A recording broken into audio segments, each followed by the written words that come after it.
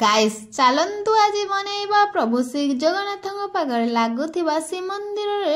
56 भोग मध्य आउ गोटे जा स्वाद और बास्ना भरपूर मीठा कानिका से भाया स्वाद आम घरे आनीपर ना किंतु चेष्टा निहाती करवा बनैबा तो बहुत इजी खाइबा तो आहरी टेस्टी कानिका अरुआ चाउल को 20 मिनिट पूर्व भिजेकी रखीदबा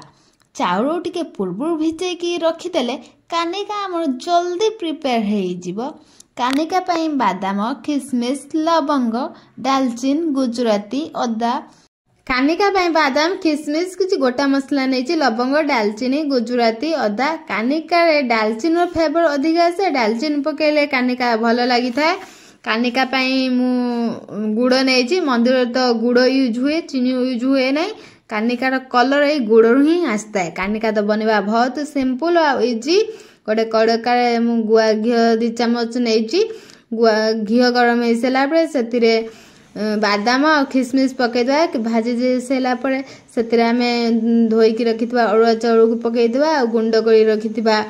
गोटा मसला पकईदे आम रेडी हो कानिका कानिका तो खाइबा को जेमिति टेस्टी आ बनैबा भी सेमिति सिंपल आ इजी आपण माने जदि ट्राई करना ताले ट्राई करंतु आ खाई की कोंतु केमिति लागिला